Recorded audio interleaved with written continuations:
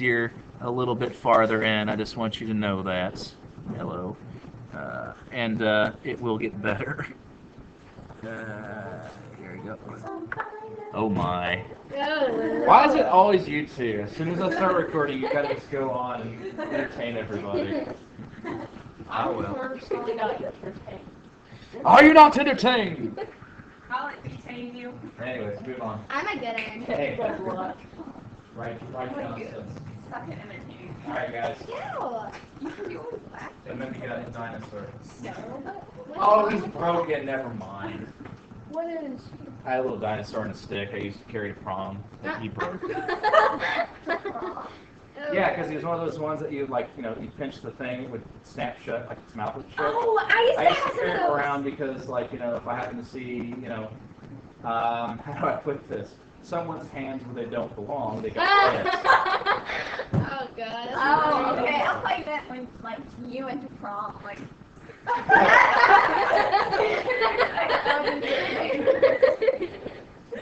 Oh my gosh, that reminds me of, do you know that one, oh, have you ever seen that one movie where it's like a little, he looks like a man, but he's like a little kid, and he goes to live with his uncle, and he wants to go to Dinosaur World so bad.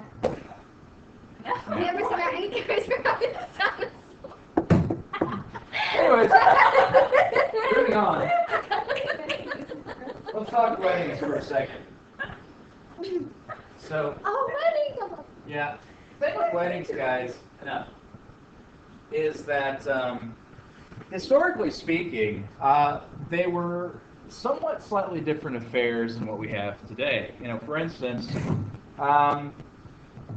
weddings, especially of the upper class, were a way to show off wealth and really party. Like, really wealthy individuals might have weddings that lasted like a week. The longest thing I've read about was 2 weeks long, like constant partying. In addition, certain traditions either did not exist or were different. For instance, how many wedding rings do we involve in ceremonies today?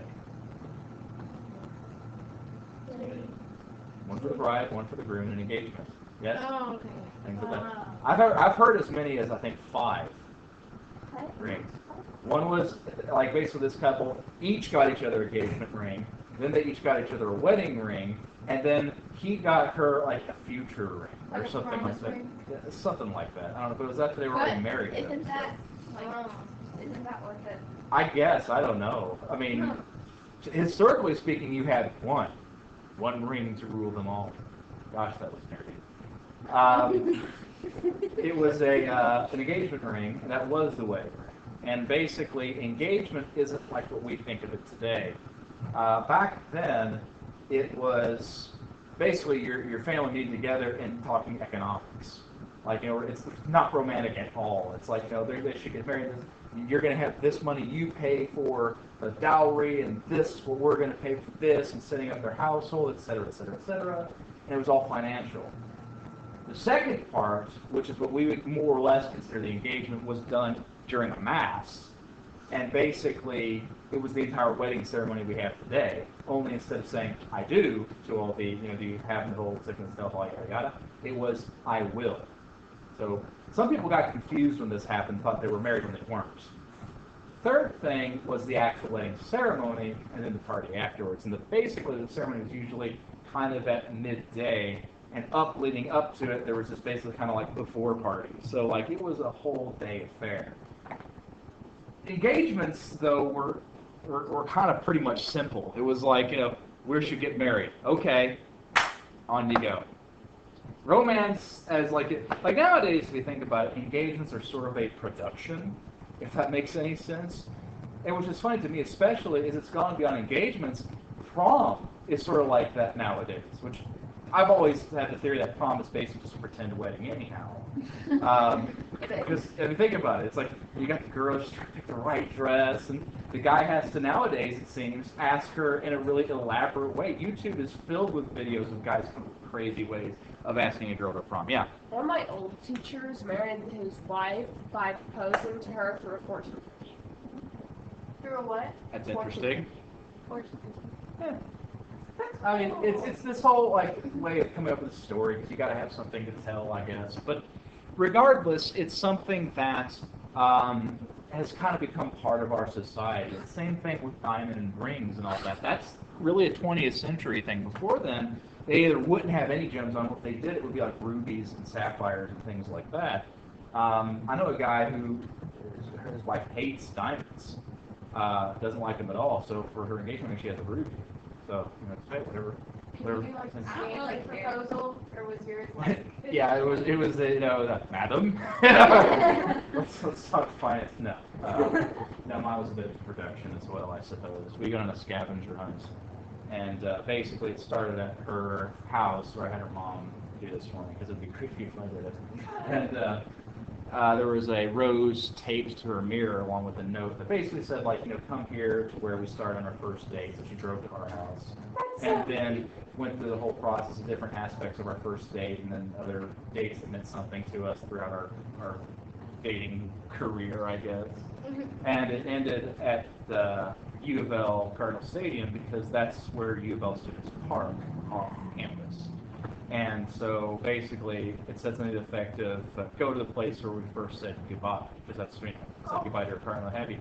And then the note there said, this is so that we never have to say goodbye again. And that was on me when she was there. Oh, that's so cute! So yeah, you gotta do production. But regardless,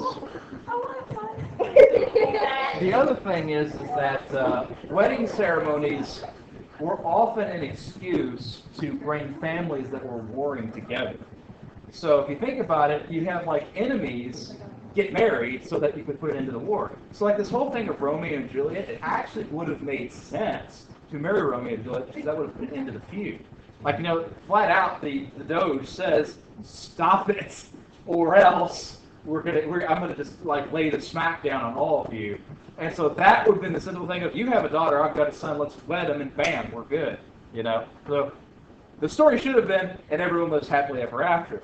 But that makes for terrible drama, so you've got to have all this unrequited love nonsense. Anyhow, so here's the problem, though. Is just because you're getting married doesn't mean you suddenly like everybody else. So you might have, the brothers of the bride decide to knife a dude in the middle of the church. So this is why we separate bride side, groom side, Also, have you guys ever noticed there's all these people up there with the bride and the groom? You know that, right? The bridesmaids and the grooms. Why are they there, Yeah, absolutely. Because you have, whenever they're coming down the aisle, you have the best man walking like this. And just would be standing at the top of the aisle like this. So that in the moment that the bride's family decides they've had enough and decide to kill their new son-in-law, they can draw steel and fight their way out of the church. And here's the thing. This is not something that happened once. It was such a problem that this became part of our society. I mean, this is not like just once or twice. It happens all the time.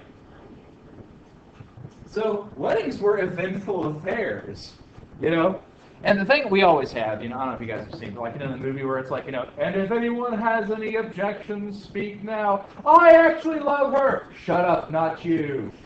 Do you guys know why that's in there? Why we say that?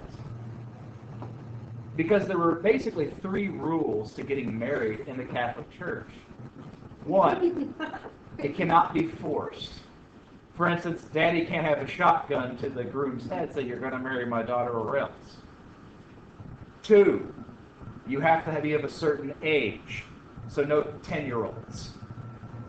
Thirdly, the law of consanguinity, which means closeness of blood. You can't have them too closely related to each other, so no brothers and sisters, no first or second cousins, that sort of thing. And this was basically the priest saying, all right, is there any reason this shouldn't happen? Anyone coming forward like, they're actually brothers and sisters. So deal's off. That's what that's there for. Not I object because that dude might get knifed. I object. Should continue. So this is not something that we see happening a lot in history. This is just there for the legal purposes. By the way, today we have groomsmen and bridesmaids because we also have the rule that it must be legal, and we have witnesses that are attesting to, yes, this is all true. Some states you have to get a blood test to prove you're not too close related. Yeah. What happens if you like, kind of like some people just run away and get married? Yeah, They have a eloping. witness there, Yes. like a priest. Yeah, Would that count? generally, yes. Like, for instance, getting married by, Elvis. He's the king of rock and roll. Yeah. So, stuff did happen. Anyways, case in point, this particular wedding ended in violence. Henry, of course, makes it out because he becomes king. But nevertheless, it revolves in thousands of Protestants being slaughtered because basically you had some Catholics killed, some Protestants killed, and it just turned into basically this giant religious war. Yes, ma'am. They did like the white dresses and all that, or Generally, no. Historically, it was just whatever you happened to be wearing that was your Sunday best, literally the best clothes you had. And often this would include things like furs. So white wasn't really associated with that until the Victorian times, whenever white became a symbol of character, if that makes any sense.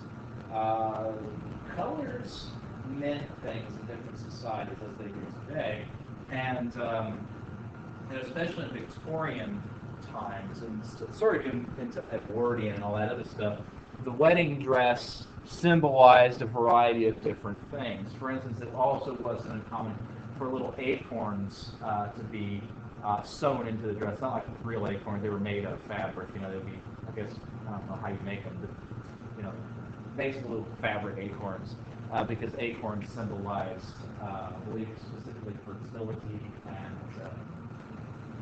Gosh, there was something else. It was just a wedding stuff. I forget what all of that. But basically, symbolism played an important role in that. Although, getting into it today, you see that changing a little bit. There's been more and more push in trying to go to the color. But it's kind of up to the person interpreting. I knew a guy who got married at a Denny's, so there you go. Really? Yeah. You know a lot of people. Yeah, you Yeah, that happens. But live in Louisville long enough, you know everyone. This is kind of how it goes. It's a small world. Anyhow, that Normandie State Massacre signifies this religious difficulty that France is going to be undergoing because of these differences of opinion.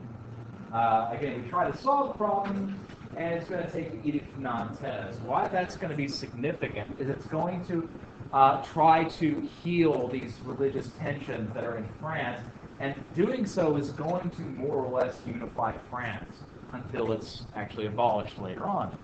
But suffice it to say, it is an important bit of legislature. Now, as I said, Henry is actually a fairly popular king, despite this. He's got a lot of different policies that are going to be very, very popular during the time, including some pretty basic things. Just think about this for just a second. Let's take Louis XIV, King Henry VIII, and who's another one? Well, we'll take those two, because they're all that comes to mind right this minute. Were they good kings? In your opinion? Why? How are they good kings?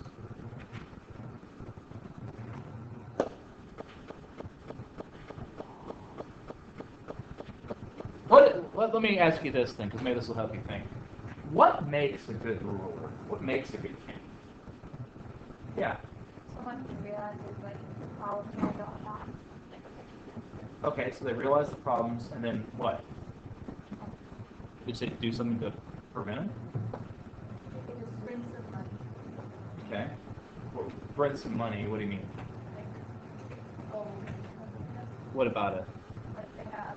Like, They have lots of money. yeah, there's nothing to do. Well, that's fair, yeah. I was just gonna say that they see the problems or realize them, and then they find solutions to fix all the problems. Okay, that's fair. So, let's analyze this for a second. Louis XIV. Okay. Under his reign, France emerged as one of the most powerful empires in Europe. They take the place of the Spanish. French culture becomes dominant throughout Europe. And yet, to do so, he ends up bankrupting the country. He's constantly at war. The people are suffering underneath his reign. Yet we know of him because he did all these things. Generally speaking, I wouldn't call that a good king. I mean, think about it. The kings who are the best ones are the ones, as you say, are doing these things to solve the problems, what have you. That means they're probably at peace, and not much is going on in terms of like really exciting things, like they passed this law and people ate a little bit more. Doesn't make good history, does it? It's not interesting to learn about. It's because we like to learn about the terrible times, and things that are exciting and things that are going on. So in truth, the better king is really Henry IV, because he's the one who's solving these problems. He's going to do some things that are popular, things like that, and yet we don't talk about him too much.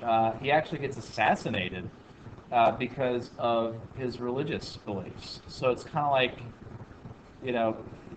we're not really satisfied with someone who does a good job. We want somebody who is kind of this romantic figure, and that's Louis to the T. I mean, he's doing all these amazing things. But let's talk about why Henry was popular. First and foremost thing, the chicken in every pot mentality. What on earth does that mean? Well, let me ask you a question. Can food change your mood? How so? I agree. Well, sugary vintage will make you happier. Well, sure, yeah. Really, really tasty and really meat will make me happy. True, yeah. Things that are tasty make you happier, yes? Think about this. Peasants, generally speaking, are making whatever food they're eating. They may or may not have enough food. They're not too terrible worried about having a great meal, So if you can guarantee that they have one great meal a week, that's going to improve them mentally, yes? It's going to make them happier. And one of the things that we can do is making certain that every family can afford one chicken a week. Now let me explain, because this might seem kind of silly in a way, but think about this for just a second. How much food is, how much stuff is chicken in? I mean, you can make chicken into just about anything. It's such a common meat. It's basically ubiquitous. I mean, it's one of the most non-offensive meats. There's very few people I've met who don't like chicken. The problem, though, is chicken is actually historically a very rare meat. There's a lot of work that goes into raising chicks to be chickens. Nowadays, we have all kinds of technology that makes it that we can mass produce chicken. Shoot, we've got incubators that allow the eggs to grow up. Back in these times, they didn't. So chicken was actually kind of rare. It was much easier to get animals like cows and pigs to get them food, But chicken was special. Now, specifically, if you think about what this means, we're wanting to make certain that everybody once a week has a good meal. Would you guys say that your family has a tradition of one meal a week is kind of special? Things like that? No. Most people I find in the States do. Not always. It's not always a dinner. Sometimes it's a breakfast. Like for our family, it was always breakfast Sunday after church. Pancakes, bacon, eggs, all that fun stuff. But other families, it's like a Sunday night thing to have a really decent meal, And that's just kind of the same tradition carried over.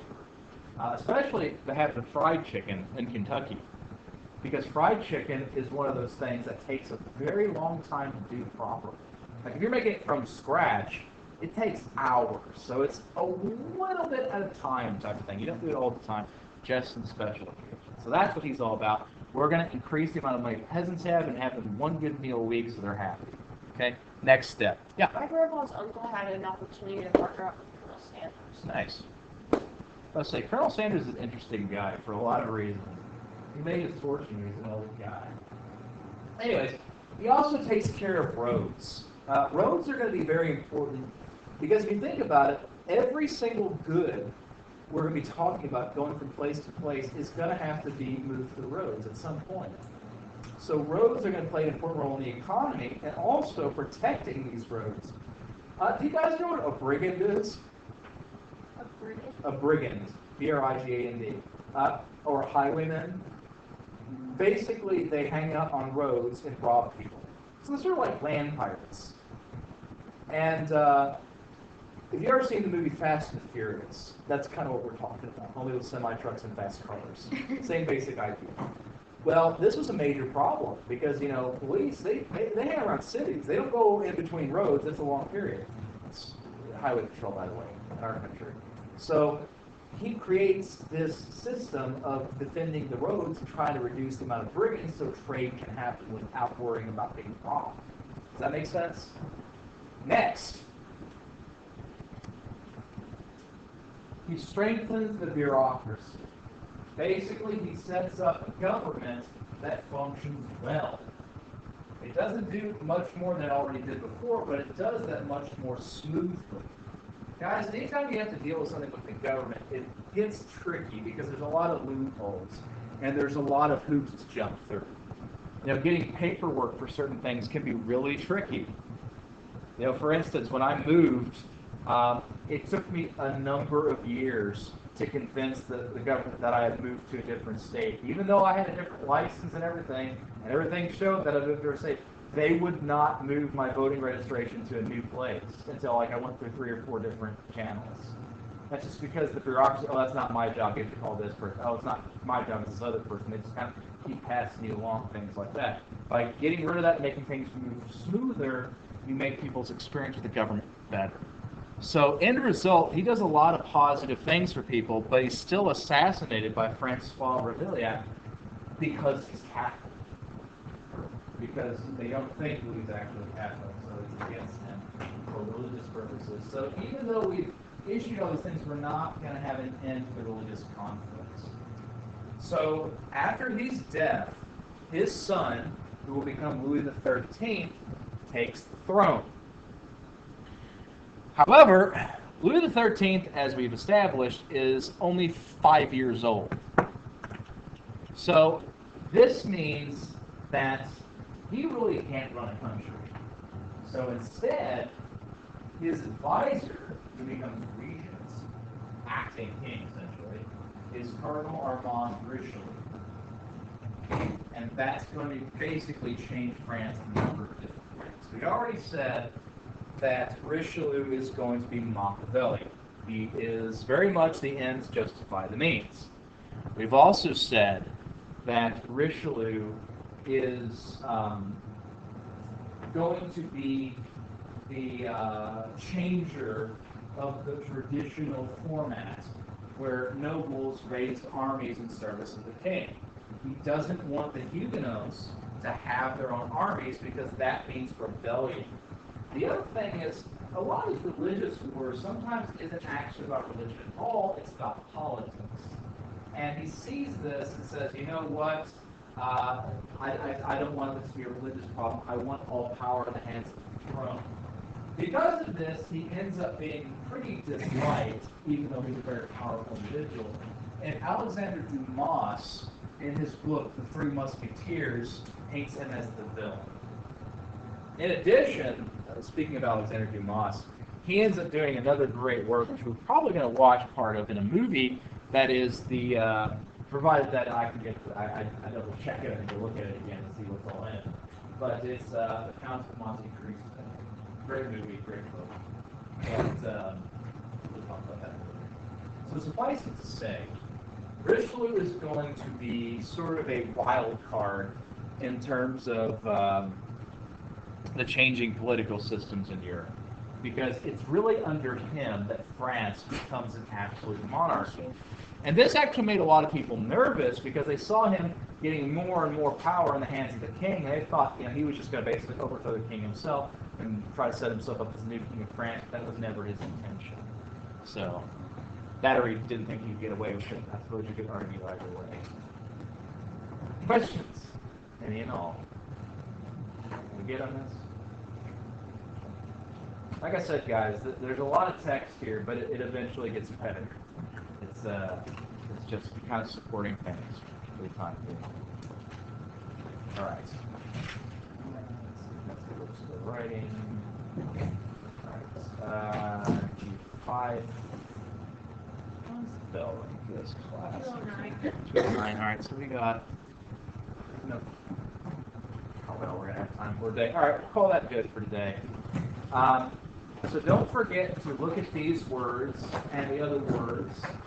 You'll pick 5, identify, explain, that's tomorrow. With what time we have left, at the end of the day, we'll continue to finish up these notes and set ourselves up for the following week. Okie dokie, Miss Smith. The quiz is over. Check 5, section 5. Yep. Set this down and get them compiling. Alright.